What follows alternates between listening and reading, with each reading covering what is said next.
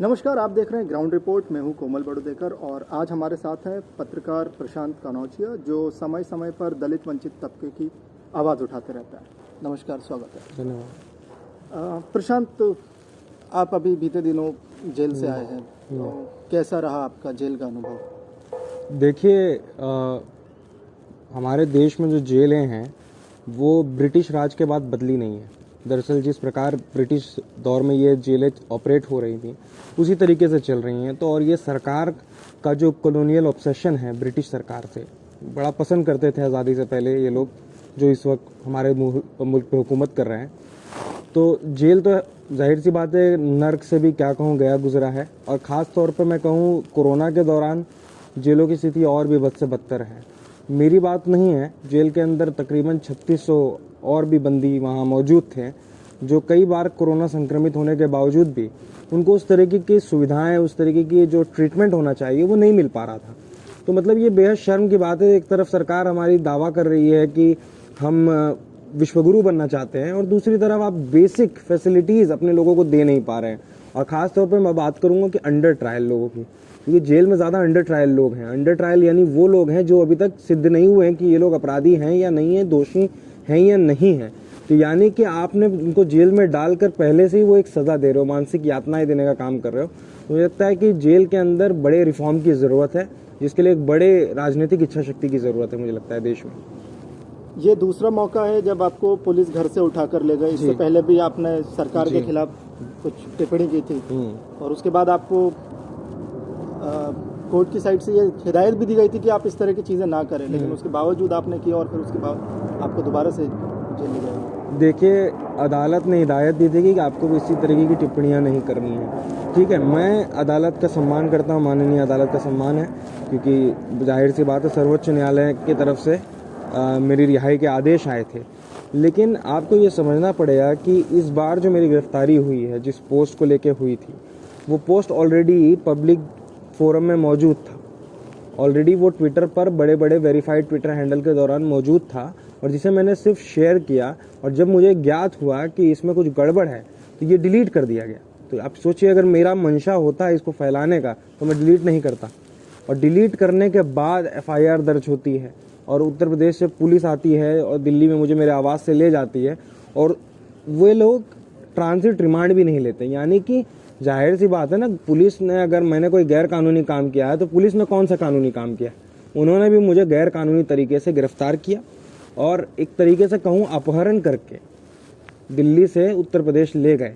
तो मुझे लगता है कि अदालत अपने आप में एक सब्जेक्टिव है, उसने कहा। और हालांकि अगर मेरी फेसबुक प्रोफाइल या ट्विटर प्रोफाइल पर आप जाकर देखेंगे, अगर कोई भी आपत्तिजनक चीज़ें अगर होंगी तो जाहिर सी बात है ट्विटर मेरी ID को तो बैन कर देता, अगर उनकी कम्युनिटी गाइडलाइंस का वायलेशन होता। पर ऐसा तो बिल्कुल नहीं हुआ। बाकी बहुत सारे लोग हैं, वो लोग डालते हैं, उनका बैन हो जाता है क्योंकि कम्युनिटी गाइडलाइंस का वायलेशन है। तो सरकार से सवाल पूछना अगर इतना खलता है तो मुझे लगता है कि सरकार को फिर अपना बिरिया बस्तर बांधकर पाकिस्तान चले जाना चाहिए, जहाँ ये गुन गाते हैं। क्या कहीं ना कहीं आपको ऐसा भी लगता है कि कहीं आप दलितों और मुस्लिमों की आवाज़ उठाते हैं, इस चीज़ को भी लेकर सरकार चिड़ी हुई है तो वो कहीं ना कहीं निशाना साधती है? देखिए, सरकार ने एक लिस्ट बना रखी है, किसको किसको परेशान करना है, किसको किसको कब उठाना है और कब कब मुकदमे लादने हैं। दिल्ली दंगे जब हुए, दिल्ली दंगों के अंदर जो लोग नहीं भी शामिल थे, खालिद सैफी हों, उमर खालिद हों, मिरान हैदर हों, और कई ऐसे लोग हैं, पिंजरा तोड़ के 2 कार्यकर्ता हैं, इन लोगों को गिरफ्तार किया गया, UAPA के तहत बंद किया गया। तो ये तो जाहिर सी बात है ना कि जो लोग शामिल नहीं है दंगे में, कौन शामिल था? दिल्ली के दंगों को किसने भड़काया? सब जानते हैं, कपिल मिश्रा ने दंगे को भड़काया। और ये जो हमारे केंद्रीय गृह राज्य फाइनेंस मिनिस्टर हैं अनुराग ठाकुर, इन्होंने क्या बयान दिया मीडिया में आकर, मंचों से क्या क्या इन्होंने कहा कि गोली मार देनी चाहिए देशद्रोहियों को। तो अब ये TV स्टूडियो में बैठकर तय करने लग गए हैं कि कौन देशद्रोही है, किन्हें गोली मार देनी चाहिए। तो सरकार ने एक तो कपिल मिश्रा को Y श्रेणी की सुरक्षा दे दी, और जो लोग गरीबों की, वंचितों की, दलित पिछड़ों की आवाज़ उठाते थे, CNRC क्या था? CNRC एक कानून था, ड्रकोनियन लॉ था, जिसके खिलाफ इस देश के, मतलब मैं अमूमन कहूँ, प्रगतिशील लोग और माइनॉरिटी, दलित पिछड़ों, आदिवासी तबके के लोग सड़क पे उतरे। तो ये तो बहुत अच्छी बात है। लोकतंत्र में आपको अगर विरोध के स्वर भी नहीं पसंद है तो मुझे नहीं लगता कि आप फिर दावा कर रहे हो कि आप दुनिया के बहुत बड़े लोकतंत्र हो, क्योंकि मुझे नहीं लगता। और सरकार देखिए विच हंटिंग कर रही है, सिर्फ ये हमारी बात नहीं है, सुधा भारद्वाज के साथ क्या हो रहा है, गौतम नवलखा के साथ क्या हो रहा है, वरवरा राव के साथ क्या हो रहा है। तो ये एक लिस्ट बनाई गई है जिन्हें समय समय पर परेशान करने का काम करते हैं, लेकिन इससे कुछ साबित नहीं होगा। और गवाह है, आप देख लीजिए, क्या जितने भी लोगों को इन्होंने अपने पॉलिटिकल जो इनका 6 साल का राज है उसमें इन्होंने गिरफ्तार किया, किसी को अभी तक एक कन्विक्ट नहीं करवा पाया कि कुछ साबित है। तो जेएनयू का मामला आप देख लीजिए, चार्जशीट कितने सालों बाद दाखिल हुई है, तो इनके पास कोई साक्ष्य सबूत नहीं है। ये सिर्फ परेशान करने वाला है कि आपको आर्थिक रूप से परेशान किया जाए, कोर्ट कचहरियों के मामले में उलझाया जाए। तो ये लोग दरअसल जानते ही नहीं इस भारत को, इस देश को, ये कभी इस ठोस को समझने वाले ही नहीं है। ये दरअसल ये वो लोग हैं जिन्होंने गांधी की हत्या की थी। तो ये गोडसेवादी लोग नहीं समझ सकते कि बाबा साहब अम्बेडकर के संविधान वाला भारत क्या भारत है। क्या आपको लगता है कि जिस तरीके से मीडिया काम कर रहा है, मतलब उसका एक पक्ष है ना, और 2 भागों में मीडिया बटा हुआ नजर आता है, तो क्या आपको लगता है कि कहीं ना कहीं ये जो मीडिया ये वाकई में गोदी मीडिया कहने लायक है? आप देखिए, गोदी मीडिया जो टर्म है वो बहुत सटीक टर्म है। इसका इजाद रवीश कुमार ने अपने कार्यक्रमों में, एनडीटीवी के कई कार्यक्रमों में उन्होंने इस शब्द का इस्तेमाल किया। गोदी मीडिया क्या होता है? गोदी मीडिया ये आज का शब्द नहीं कहूँगा मैं। गोदी मीडिया हमेशा रहा है, हर दौर में रहा है, पर इस तरीके से नहीं रहा है जिस तरीके से इस सरकार में चल रहा है कि सभी मीडिया चैनल इक्का दुक्का को छोड़ दें और कुछ इंडिपेंडेंट ऑर्गेनाइजेशन को छोड़ दें, तो सभी लोग जाके सरकार की गोद में बैठ गए। इसका मूल कारण ये है कि हमारे भारत के जो नागरिक हैं वो न्यूज़ के लिए पे करना नहीं चाहते, वो चाहते हैं कि उन्हें न्यूज़ फ्री में मिले। तो जो आदमी अब आपकी न्यूज़ के लिए पैसा देगा तो चैनल तो उसके इंटरेस्ट के लिए काम करेगा। तो यही हो रहा है। अडानी, अंबानी, बड़े बड़े जो बिजनेस घराने हैं वो मीडिया चैनलों को फंडिंग दे रहे हैं, उनका खर्चा उठा रहे हैं। और जो एंकर्स शाम को कोट टाई पहनकर अच्छे से मेकअप करके टेलीविज़न पर आ जाते हैं, उनकी सैलरी कहाँ से आ रही है? अगर उनकी salary Adani group of company से आ रही है, रिलायंस ग्रुप ऑफ कंपनी से आ रही है, तो वो आम आदमी की बात नहीं करेंगे, वो कोमल बड़ोडेकर की बात नहीं करेंगे, वो किसी की नहीं बात करेंगे। वो उन्हीं की बात करेंगे जिन्होंने उनको ठेके दिलवाए हैं, ऑस्ट्रेलिया में कोल माइंस दिलवाई हैं, राफेल दिलवाया है, तो वो उनके लिए काम कर रहे हैं। तो मुझे लगता है कि अगर इंडिपेंडेंट मीडिया ऑर्गेनाइजेशन है, जो वेबसाइट्स हैं, यूट्यूब चैनल्स हैं, जो लोग बहुत बेहतर काम कर रहे हैं मुझे लगता है भारत में, और जितनी भी आप बेहतर स्टोरीज आप देखेंगे आज के डेट में जो सरकार के पोल को खोल देती है, वो सब ऑनलाइन मीडिया का कमाल है, कैरवान मैगजीन का कमाल है, जो अमित शाह जैसे लोया जैसे मामले को उठाता है। टेलीविज़न के पास वो रीड नहीं है ऐसी स्टोरीज को उठाने का। तो मुझे लगता है कि मीडिया का जो सुनहरा दौर था भारत में वो खत्म हो चुका है, और अब लगता है कि जो टेलीविज़न और अखबार हैं, अखबार में कुछ चुनिंदा मामले हैं कि मैं कहूँगा कि जिंदा हैं। टीवी तो अब मुझे लगता है एक नौटंकी, मुर्गा लड़ाने का एक अड्डा है। शाम को 8 बजे से 2 मौलाना 2 पंडित बुलाओ, मुर्गा लड़ाओ, और उससे जनता खुश होती है। तो आप ये कह रहे हैं कि मोदी राज में प्रेस फ्रीडम जैसी कोई बात नहीं है? ये मैं नहीं कह रहा हूँ, ये आंकड़े कह रहे हैं, ये इंटरनेशनल प्रेस फ्रीडम इंडेक्स बता रहा है। हम क्या एक तरफ कह रहे हैं कि हम दुनिया के सबसे बड़े लोकतंत्र हैं, इस बात का डंका सब लोग पीटते हैं, टीवी में भी दिखाता है, मोदी जी भी जाते हैं दुनिया भर में कहते हैं कि भाई भारत सबसे बड़ा लोकतंत्र है, और उसी देश का जो रैंकिंग है वो 142 रैंकिंग है। तो ये शर्म नहीं आती लगता है, इस सरकार को शर्म नहीं आती, या पत्रकारों को शर्म नहीं आती जो टेलीविज़न में बैठकर सरकार की वफादारी कर रहे हैं, सरकार के लिए काम कर रहे हैं। मतलब कितने शर्म की बात है कि दुनिया का सबसे बड़ा लोकतंत्र होने का दावा करने वाला भारत का रैंकिंग 142 है। तो रैंकिंग तो गिरी है, और ये रैंकिंग गिरी है, इसके लिए तो कोई विदेशी ताकत जिम्मेदार नहीं है, इसके लिए तो नेहरू जी जिम्मेदार नहीं है, इसके लिए तो यही लोग जिम्मेदार हैं जो लोग इस सरकार को चलाने का काम कर रहे हैं, ये वही लोग हैं। अब आप बताइए, प्रधानमंत्री नरेंद्र मोदी की कॉन्स्टिट्यूंसी में सुप्रिया शर्मा स्क्रॉल में एक रिपोर्ट लिखती हैं, उनके ऊपर SC/ST का मुकदमा दर्ज कर दिया जाता है। तो मतलब आपके पास सत्ता है तो आप उसका दुरुपयोग करके पत्रकारों को दबाने का काम कर रहे हैं। पवन जायसवाल ने रोटी और नमक बच्चों को आंगनवाड़ी में खिलाया जा रहा था, मिड डे मील में खिलाया जा रहा था, उसको निकाला, उसको बताया बाहर, उसके ऊपर मुकदमा लिख दिया। तो मैं पूछना चाहता हूं कि भाई पत्रकार अपना काम करे या ना करे, या तो सरकार ने PIB बनाई है, PIB के माध्यम से वो अपना प्रचार प्रसार करती है, तो उसे प्राइवेट चैनल क्यों हायर करने की जरूरत पड़ रही है? प्राइवेट चैनलों पे इस तरीके का दबाव वो क्यों बना रहे हैं? कम से कम प्रेस को स्वतंत्र रहने दिया जाए, क्योंकि मुझे लगता है कि हमें ये समझना पड़ेगा कि पत्रकार का एक ही काम हो सकता है। लोग ये कहते होंगे कि पत्रकार को निष्पक्ष होना चाहिए, मुझे लगता है निष्पक्ष पत्रकार बहुत खतरनाक आदमी होता है। निष्पक्ष पत्रकार का कोई, मैं बोलूँगा, कोई स्टैंड नहीं होता, क्योंकि आपके पास 2 पोल्स हैं, एक सरकारी पक्ष है और एक जनता का पक्ष है। आपको चुनना है आप सरकार की तरफ हैं या जनता की तरफ हैं। तो आप जब जनता की तरफ खड़े होंगे तो आप कहेंगे आप तो बायस्ड जर्नलिस्ट हैं। तो मुझे लगता है कि प्रो पुअर बायसनेस बहुत अच्छी बात है और ये सभी में होना चाहिए, जो अब नहीं हो रहा है। अगर कोई डीडीए आकर किसी की झुग्गी तोड़ती है तो झुग्गी तोड़ने वालों से पूछने से ज़्यादा काम पत्रकार चले जाते हैं डीडीए अफसर से बाइट लेने के लिए। अरे ये तो अपना बाइट दे देंगे पीआईबी के माध्यम से, उनका पूछो जिनके आसानियों को उजाड़ दिया गया। उनकी तो कोई कहानी नहीं होती, उनके ऊपर तो कोई स्टोरी नहीं होती। तो मैं पूछना चाहता हूँ ये पत्रकारों से, तो क्या तुम सिल्वर स्पून लेके पैदा हुए थे? क्या तुमने गरीबी नहीं देखी है जो इन गरीबों का दर्द नहीं समझ रहे हो? तो ज़रूर कुछ तो बस वही है कि कुछ तो मजबूरियाँ रही होंगी, यूं ही कोई बेवफा नहीं होता। तो कई मजबूरियाँ हैं, कुछ की EMIs हैं, कुछ ने बड़े बड़े बंगले बना रखे हैं, किसी ने नोएडा में प्लॉट ले रखा है, उसकी EMI देनी है, उस पर बंगला बनाना है, गाड़ियाँ लेकर चलते हैं, BMW में घूमते हैं। मुझे लगता है पत्रकार, एक ईमानदार पत्रकार अपने जीवन में अपना एक 2 कमरे का मकान नहीं बना सकता। इनको पूछिए इनकी कोठियाँ कहाँ से आई हैं। इनकी साउथ एक्स में कोठियाँ हैं, इनकी पंचशील में कोठियाँ हैं, नोएडा में कोठियाँ हैं, कहाँ से आई? ये ईमानदार पत्रकार की कोठियाँ नहीं होती। ईमानदार पत्रकार का एक किराए का मकान होता है और ताउम्र पत्रकारिता करते हुए उसी मकान में मर जाता है वो। अर्नब गोस्वामी जिस तरीके से पत्रकारिता कर रहे हैं उसको लेकर क्या कहेंगे? देखिए, वो पत्रकारिता कर रहे हैं या नहीं कर रहे हैं, ये भी बहुत बड़ा डिबेट का मुद्दा है जिसके ऊपर एक अलग से कार्यक्रम होना चाहिए। अर्नब गोस्वामी दरअसल अब पत्रकार हैं या नहीं है ये नहीं पता, लेकिन वो व्यवसायी हैं, वो व्यापारी हैं, ये बात तय है, क्योंकि वो अब चैनल के मालिक हैं। उनके चैनल का कंटेंट आप देखिए किस प्रकार का कंटेंट वो परोसते हैं। हिंदू धर्म के रक्षक, आप बनेंगे हिंदू धर्म के रक्षक? आपने तो कसम खाई थी, हम तो जर्नलिस्ट, हमने एथिक्स पढ़ा है ना, हमने तो कॉलेज में एथिक्स पढ़ा है कि हमारा जो काम है वो जर्नलिज्म के एथिक्स को मेंटेन करना है, दबे कुछ लोग की आवाज़ को एम्पलीफाई करना है जिनकी आवाज़ कोई नहीं सुन रहा है। जेल आप भी गए, जेल अर्नब गोस्वामी भी गए, लेकिन जब आप गए तो सरकार की ओर से ऐसा ना कोई ट्वीट आया ना उनकी मंत्रियों की साइड से कोई आया, लेकिन जब अर्नब जाते हैं तो वो कहते हैं कि भारत में प्रेस की आज़ादी नहीं है। देखिए, मैं सरकार का कार्यकर्ता नहीं हूँ, भाजपा का कार्यकर्ता नहीं हूँ, तो जाहिर सी बात है कोई भी पार्टी का वर्कर अगर जेल जाएगा तो उस पार्टी के जो नेता हैं उसके लिए आवाज़ उठाएंगे। तो अमित शाह ने वही किया, जितेंद्र कुमार जी ने वही किया, JP नड्डा ने वही कहा।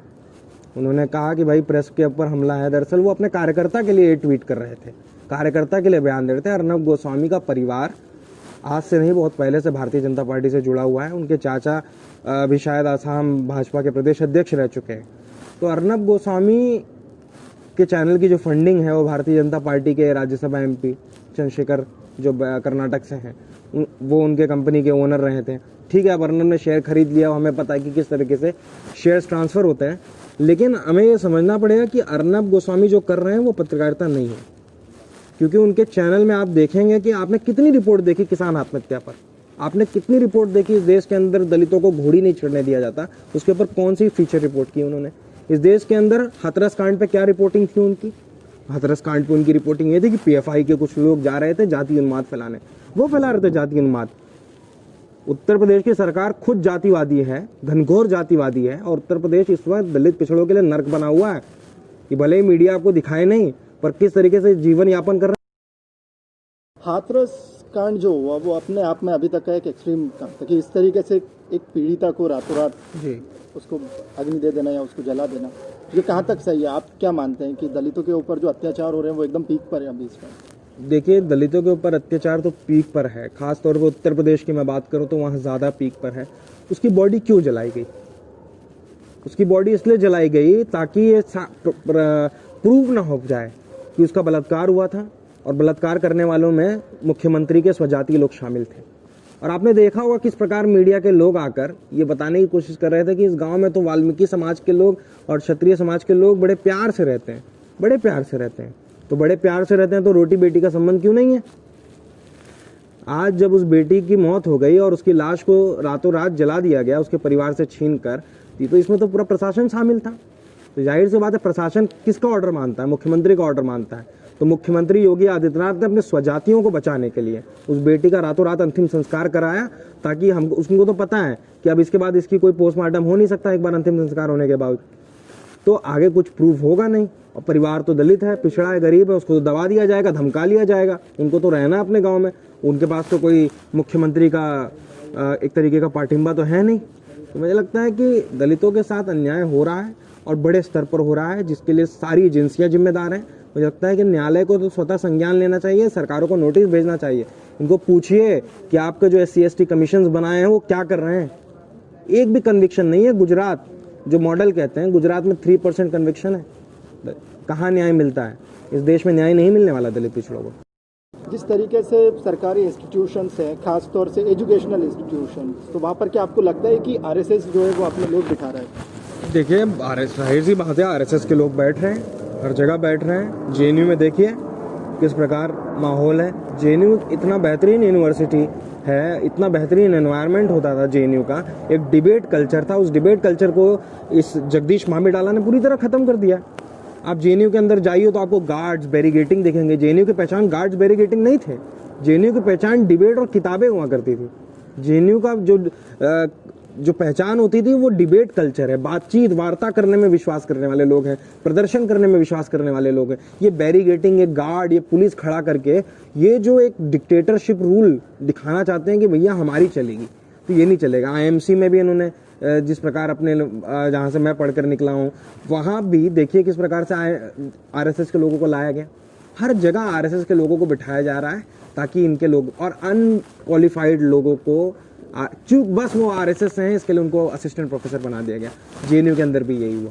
आप देखिए जितनी भी असिस्टेंट प्रोफेसर की हायरिंग हुई है, सभी लोग अंडर एजुकेट, मतलब मैं कहूँगा कि वो काबिल नहीं थे उस पद के, लेकिन उनको वो पद दे दिया गया क्योंकि वो RSS के थे। तो मुझे लगता है RSS देश के लिए उतना ही खतरनाक है जितना अलकायदा पाकिस्तान के लिए खतरनाक है।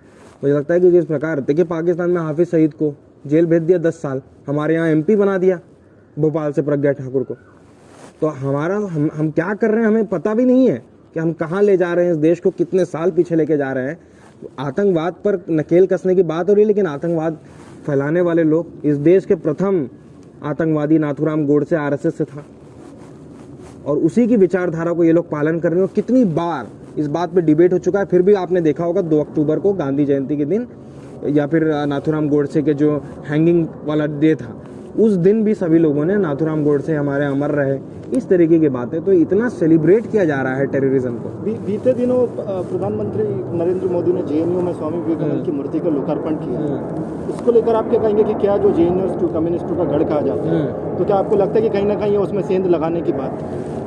देखिए, सेंध इससे नहीं लगता, मूर्तियों से सेंध नहीं लगता, सेंध विचारों से लगता है। आपके जो विचार हैं उन्मादी हैं। आपके विचार वो हैं कि आप लोग गुट में DU से और बाहर से लड़कों को बुलाते हैं और JNU के अंदर घुस के छात्रों को पीटते हैं।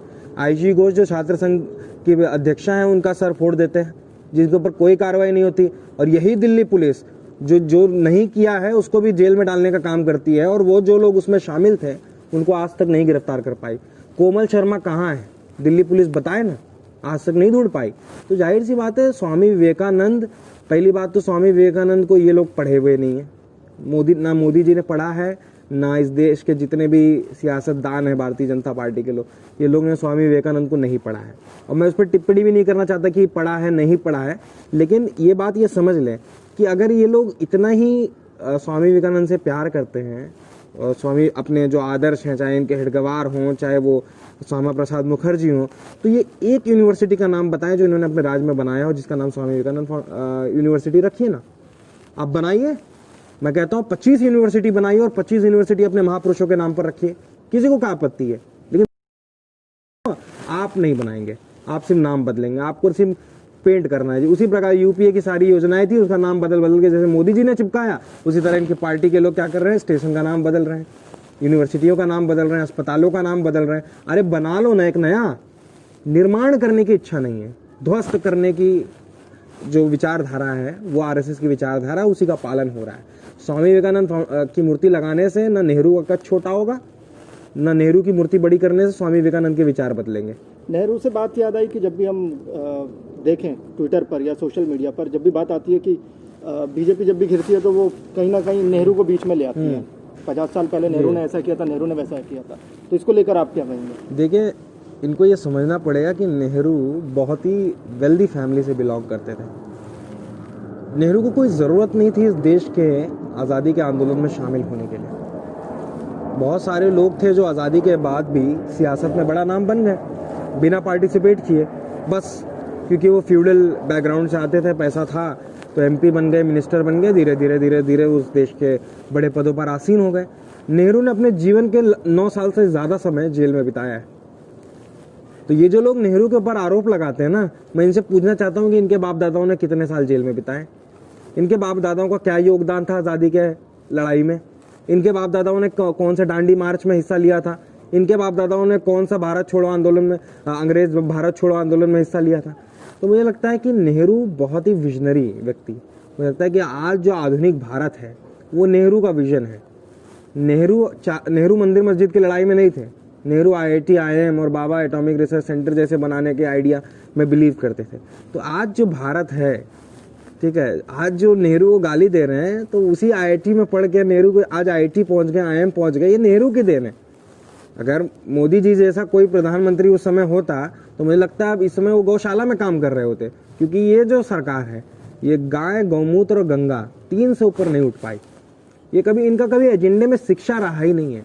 ये देखना अभी आपने नई शिक्षा नीति के तहत ही अपनी पूरी शिक्षा अडानी अंबानी के गोद में रख देंगे, फिर आपका बच्चा, रिक्शा वाले का बच्चा, रेडी वाले का बच्चा कभी पढ़ नहीं पाएगा, इनके गुलाम बनेंगे। तो मुझे लगता है कि नेहरू के सामने इनका कद नहीं है। नेहरू वो व्यक्ति थे जिनको पूरा दुनिया लोहा मानता है। उनके जैसा विजन पैदा करने के लिए अभी मुझे लगता है कि बहुत समय लगेगा।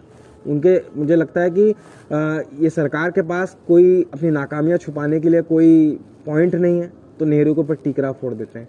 नेहरू ने किया होगा, नेहरू ने, मोदी जी का फेवरेट टॉपिक है, कुछ नहीं कर पाते तो नेहरू पे फोड़ देते हैं। तो कल चुनाव हार जाएंगे, बोलेंगे नेहरू ने हरवा दिया। कल उनके साथ कुछ अनहोनी ना हो जाए तो बोलेंगे नेहरू जिम्मेदार है। कल उनका कोई बीमार पड़ जाए तो नेहरू जिम्मेदार है। अरे भाई, हर चीज़ के लिए नेहरू थोड़ी ना जिम्मेदार है। अब बोल देंगे चीन जो यहाँ तक घुस के आया नेहरू जिम्मेदार है, चौकीदारी आप कर रहे हो, जिम्मेदार नेहरू है। तो हंसने वाली बात है, दुनिया हंसती है। ये तो बात रही इसकी। जिस तरीके से देख रहे हैं कि जो पत्रकार है, खासतौर से अगर हम दलित पत्रकारों को देखें और वो लोग जिस तरीके से पत्रकारिता कर रहे हैं और उनकी जब रिपोर्ट्स आती है तो उनको पर्टिकुलरली ढूंढ कर टारगेट किया जाता है, उनको लिंचिंग की धमकी दी जाती है। जैसे अब हम मीना कोटवाल की बात कर रहे हैं, उनकी अभी एक रिपोर्ट आई थी बिहार इलेक्शन के टाइम के, डूम जाती थी उनकी रिपोर्ट, फिर उन्होंने बिहार में छठ पूजा को लेकर भी लिखा कि कैसे वहाँ पर जाति भेदभाव हो रहा है। तो अभी उसको लेकर उन्होंने ट्वीट भी किया, सोशल मीडिया पर भी उन्होंने लिखा कि उनको लिंचिंग की धमकी दी जा रही है। तो इसको लेकर आप क्या कहेंगे? देखिए, जो खास तौर पर जो दलित पत्रकार होते हैं वो सिर्फ पत्रकार नहीं हो सकते। अगर वो ये कहें मैं सिर्फ पत्रकार हूँ तो मुझे लगता है बेईमानी होगी, क्योंकि दलित होना और पत्रकार होना ये दो अलग चीज़ है। लेकिन जब दलित पत्रकार बनता है तो उसके साथ तो ऐसा तो नहीं है ना पत्रकार बनने के बाद वो पंडित बन गया। समाज तो उसको आज भी दलित मान रहा है, उसका जो शोषण है वो उसी प्रकार हो रहा है। तो वो जब अपने लोगों का दर्द फील करता है तो लिखता है। तो लोगों को क्यों इतनी आपत्ति हो रही है? आप लोगों को ये समझना चाहिए, मीना कोटवाल ने जो बात लिखा है वो सच ही लिखा है, इसमें कोई झूठ थोड़ी ना है। लेकिन आपके असहिष्णुता इतनी है कि आप अपनी खामियों को गिनना नहीं चाहते। आप नहीं बर्दाश्त करना चाहते कि कोई आपकी कमियों पर उंगली उठाए। आपने पूरी मानव जाति को नीच बना दिया, शूद्र बना दिया, उस पर कुछ नहीं।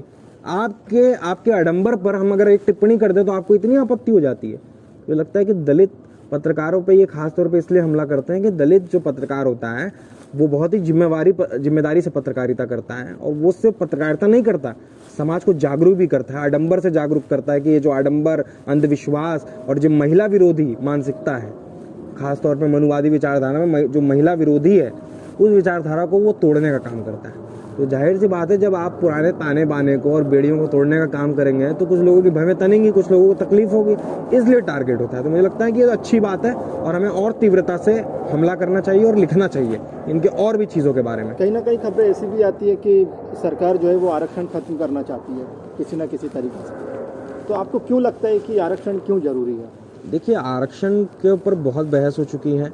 आरक्षण कोई गरीबी उन्मूलन कानून नहीं है कि वो किसी गरीबी दूर करने के लिए बना हुआ है। वो सभी लोगों के प्रतिनिधित्व को सुनिश्चित करने का माध्यम है। वो सिर्फ ये सुनिश्चित करता है कि कोई एक तबका छूट न जाए किसी सर्विसेज में। उसके अगर समान प्रतिनिधित्व नहीं मिलेगा तो बताइए कैसे इस देश में बिना डाइवर्सिटी के तो एफिशिएंसी आएगी नहीं। अमेरिका या दूसरे विदेशों की बात करें, जो देश डेवलप नेशन है, वो क्यों डेवलप है? वो इसलिए नहीं डेवलप है कि उन्होंने न्यूक्लियर बना लिया, उनके पास बहुत पैसे थे, वो डाइवर्सिफाई उन्होंने किया अपने सिस्टम को। आरक्षण कहाँ नहीं है? पूरी दुनिया में आरक्षण है, जिस प्रकार का भेदभाव है उस प्रकार का आरक्षण है। क्या अमेरिका में रेशियल डिस्क्रिमिनेशन के खिलाफ आरक्षण नहीं है ब्लैक्स को? है, बिल्कुल है। पाकिस्तान में क्या सिखों को 5% आरक्षण नहीं है आरक्षण। क्योंकि डिस्क्रिमिनेशन जिस प्रकार का होगा उस प्रकार का मुझे लगता है कि रिजर्वेशन इस देश में दिया जाएगा। और ईडब्ल्यूएस कोटा तो दिया है, उस पर तो विरोध नहीं करते, उसमें तो बराबर फॉर्म भर रहे हैं रोज कि ईडब्ल्यूएस कोटा में एडमिशन ले लें। उसकी कट ऑफ तो एससी के बराबर आती है, ओबीसी से भी नीचे आती है। तो ये पूरे मायने बदलने की बात है। मुझे लगता है कि आरक्षण खत्म होना चाहिए, मैं इसके लिए तैयार हूँ।